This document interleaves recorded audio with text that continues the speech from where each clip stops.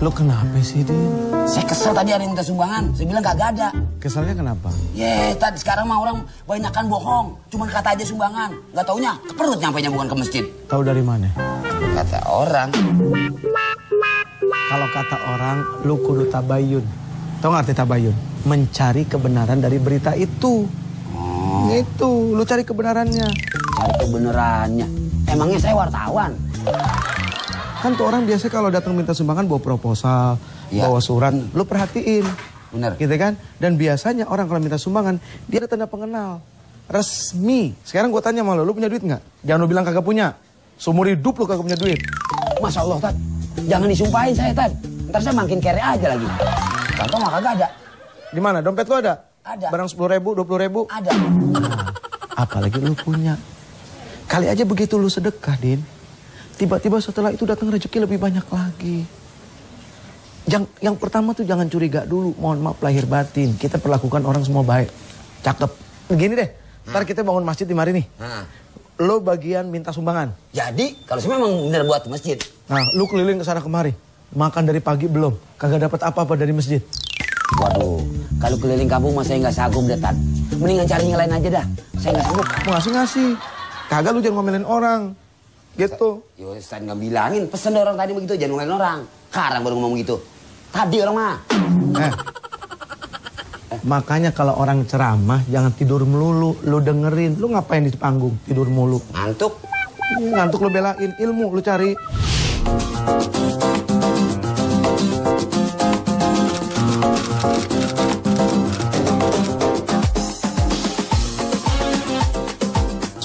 Assalamualaikum warahmatullahi wabarakatuh. Selamat sore, mudah-mudahan di sore ini penuh dengan kebahagiaan. Kebahagiaan yang tidak menipu. Kebahagiaan yang betul-betul bahagia. Karena begitu banyak orang yang merasa dirinya bahagia tapi ternyata tidak bahagia. Karena kebahagiaannya hanya pada sisi luar, tapi di dalamnya ternyata tidak bahagia. Maaf yang cantik-cantik, ya. Kecantikan itu tidak bisa menyembunyikan seseorang dari masalah. Kelihatan, ya, kelihatan ini bermasalah semua. Dan harta yang banyak juga seperti itu. Harta yang berlimpah, yang banyak, ternyata sama, tidak bisa menyembuhkan seseorang dari masalah. Pangkat justru semakin tinggi, semakin banyak.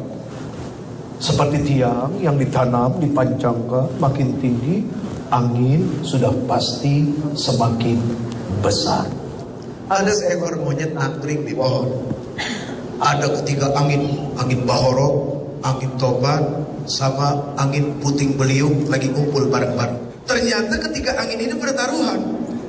Ayo, taruhan, siapa yang bisa ngejatuhin monyet? Angin bahorok bilang, 30 detik. Kemudian angin topan bilang, untuk seekor monyet 15 detik. Monyet aja tahu, begitu angin kencang, buru-buru tangannya dikuatkan supaya tidak jatuh. Berlalu sekian puluh detik, ternyata tidak mampu menjatuhkan monyet. Diketawain sama angin yang kedua. Lanjut. Akhirnya angin topan, sekencang-kencangnya dia bertiup. Ini monyet menggunakan ekornya untuk membuat supaya monyet ini tidak jatuh. Tuh lihat, angin-angin yang merasa kuat dengan kesombongannya ternyata nggak bisa jatuhin monyet. Tiba-tiba datang angin sepoi-sepoi. Brother, boleh saya mulai? Lu, kita aja angin yang begitu dahsyatnya nggak bisa ngejatuhin tuh monyet. Dan lu angin sepoi-sepoi. Orang kalau sudah merasa besar, kuat, terkadang muncul menyepelekan yang lain. Padahal ternyata di situ sumber bencana, sumber masalah. Akhirnya tuh angin sepoi-sepoi maju. Ditiup.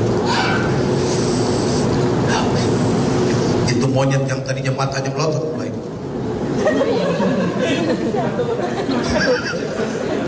Yang tadinya pegangannya kuat, Pak, mulai.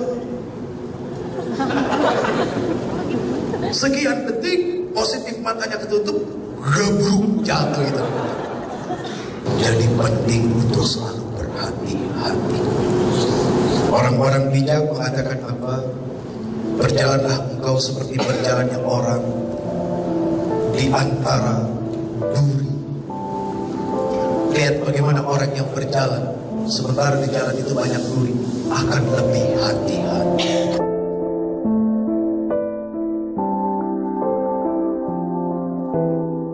لو نصارح بعض في بداية لقانا. Ayo. Ketahuan lo.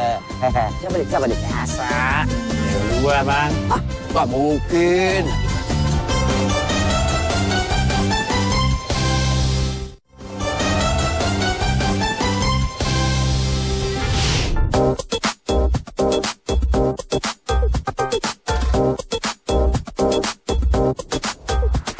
Sesuatu yang dilakukan dibalas, diberikan imbalan.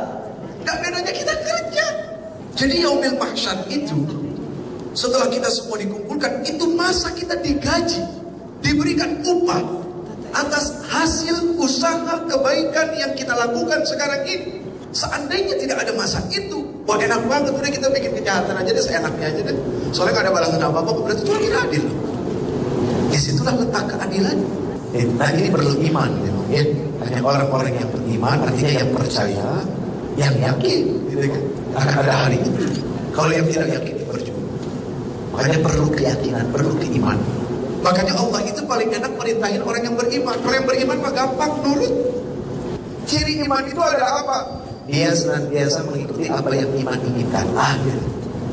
Iman bilang, ya ayyuhalladzina amanu, hai orang-orang yang beriman, jauhilah prasangka, karena setelah prasangka itu ada dosa. Jangan kamu mencari-cari kesalahan orang, jangan kamu membicarakan orang lain.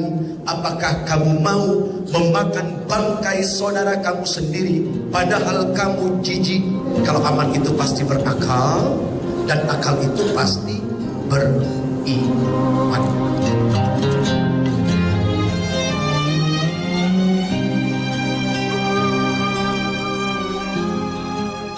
Ketika kita berada di alam ruh, kita ini semua tidak berkualitas.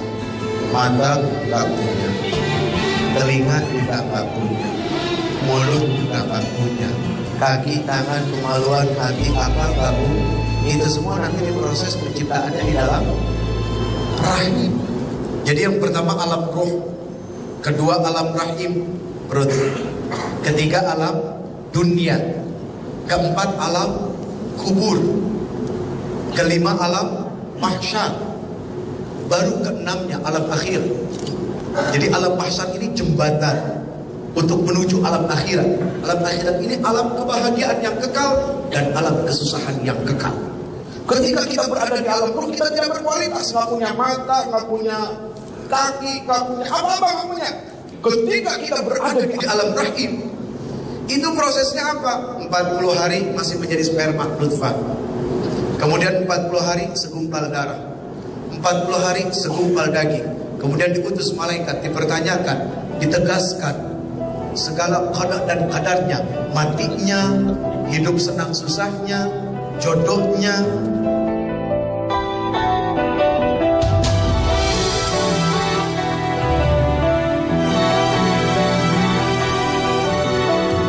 Ini alam ruh.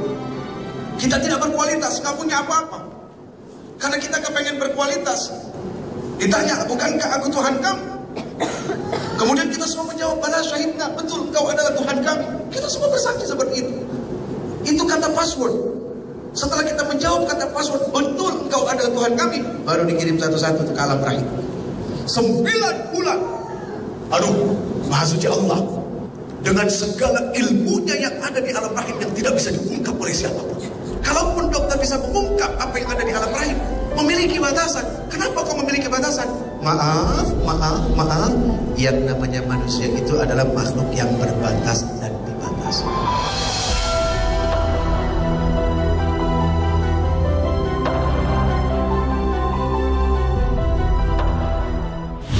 Tersono ini. Ayo. Ketahuan lo. Siapa nih? Biasa, cewek gua bang. Ah, gak mungkin. Ilah bang mah. Keren nggak? Kenalan dong. Cakep nggak? Lama amat sih. Alah, mentang-mentang udah punya pacar, pakai cemburuan. Tiba salaman aja pakai gak boleh. Jadi lo. Pelit amat lo. Aku pelit tuh. Lumayan buat jajan ntar. Ada nyamuk. Nyamuk dari mana sih? Mana? Kagak ada nyamuk. Orang bening kayak gini mah kagak ada nyamuknya. Lah ini mukanya kayak penggorengan begini. Pantat kuali. Buset. Lah itu, lihat apa muka kayak penggorengan begitu. Udah nengah. Ikut aja. Ya, sama aja jalan sama Pacul. Mau itu bocah. Ya ilah menan bening. Pantas kalau makan kelihatan itu ya. Lumayan buat jajan ntar. Itu buat jelek. Kan ada gua.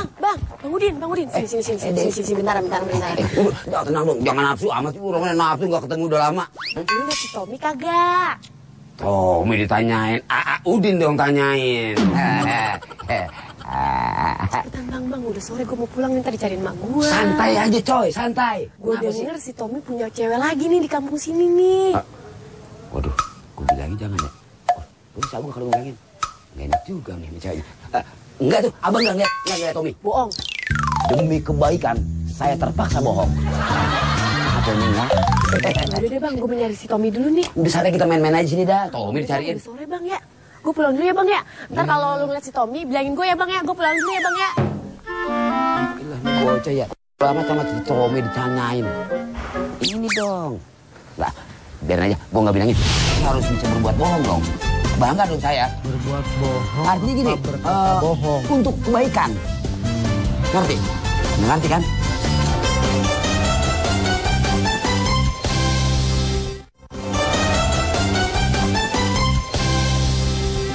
Dia pakai punya pacar dua. Ngaca, orang mah ngaca. Ustaz. Lu ngeliat si Yadi nggak? Siapa? Yadi. Ya Gue dia. SMS-in kagak dibales. Dia memang orang yang lama. Ya, kayak onta kan dia mah. Onta kan jalannya lama. Tadi kan waktu saya mau kemari ketemu temen tuh. Dia mau perempuan. Jangan-jangan keselingkuhannya nih. Begitu saya sampai sini, ketemu pacarnya. Nanyain sama saya. Ngeliat Tommy nggak? Waduh. Saya kan demi keutuhan dia berdua. Saya harus bisa berbuat bohong dong. Bangga dong saya. Berbuat bohong. Artinya gini. Berkata bohong. Untuk kebaikan. Ngerti? Nggak ngerti kan? Agak gue bingung. Kadang Ustadz nggak pernah nyambung sama omongan saya. Makanya ikat biar nyambung. Sekarang gue tanya sama lu. Nah, Lu dalam hidup yang lu manfaatin mata lu apa kuping lu? mata. Kuping harusnya. Dan saya kata kuping, mata gitu lagi.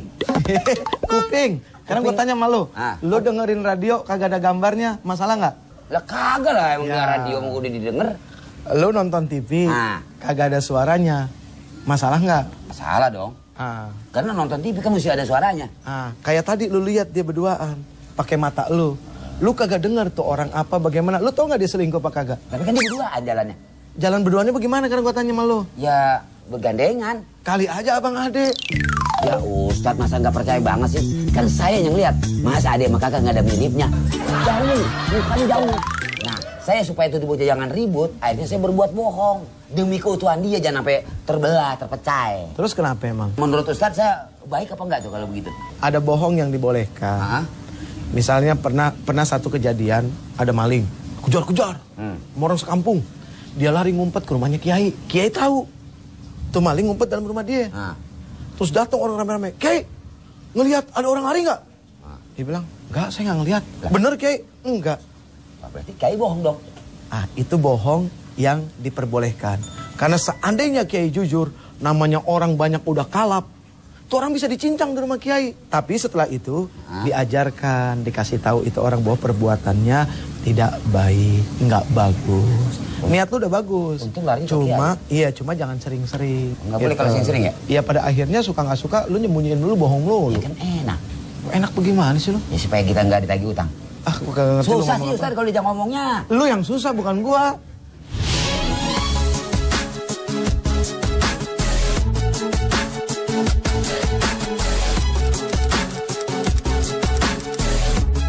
Assalamualaikum warahmatullahi wabarakatuh. Kalau kamu mengucap la ilaha illallah, tidak boleh kosong, harus isi. Karena la ilaha illallah itu adalah kalimat yang menyelamatkan. Jadi nggak usah malu Pak untuk nyebut la ilaha illallah ya. Ketika dia mengucapkan la ilaha illallah tidak terbebas dari penyakit tauhid, percuma. Apalagi la ilaha illallah diumpamakan seperti sebuah kunci yang memiliki gigi. Kuncinya adalah la ilaha illallah, perumpamaan giginya adalah rukun-rukun Islam. Jadi sangat percuma ketika orang mengucapkan tidak ada Tuhan melainkan Allah, tapi dia meninggalkan rukun Islam.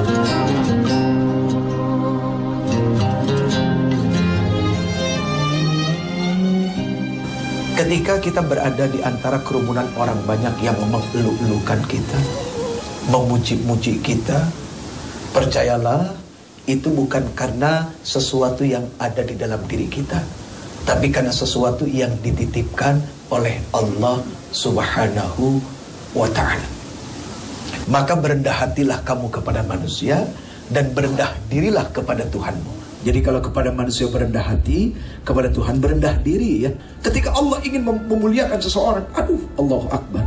Allah ingin menjatuhkan, maaf punten kayak saya di sini ya bicara, itu bukan karena ilmu, bukan.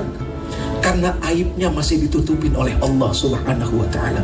Coba kalau aibnya dibuka, yang mau dengar siapa? Akan datang hari mulut dikunci, kata tak ada lagi. Sekali waktu diundang untuk bukan syukuran ya, selamatan 40 hari lah. Jadi suaminya ini dalam keadaan koma selama 3 tahun. 3 tahun koma. Kurang lebih 3 tahun. Jadi yang koma suaminya, yang meninggal koma suaminya, yang meninggal istrinya. Begitu suaminya bangun, ditanya, istri saya kemana? Akhirnya anak-anaknya bingung kan, minta tolong ke seorang ulama. Gimana cara menyampaikannya? Akhirnya disampaikan, Bapak, bahwasanya kita di dunia ini hanya diberikan oleh Allah Subhanahu wa ta'ala hak guna pakai, bukan hak memiliki. Karena hak memiliki itu adalah mutlak milik Allah Subhanahu wa ta'ala. Itu milik Tuhan. Jadi di dunia ini tidak ada yang diberikan, hanya dititipkan, makanya diambil lagi. Kapan masa diberikan? Nanti di yaumil mahsyar. Jadi kalau di dunia bukan pemberian, hanya titipan ya. Makanya anak meninggal, kemudian ada masa ketika kita menjabat lalu menjadi pensiun gitu kan. Nah itu bukti adalah titipan dari Allah Subhanahu wa ta'ala. Nah, ketika disampaikan seperti itu, ternyata ini si bapak punya feeling, Bang. Dia langsung, udah terus terang saja, ada apa?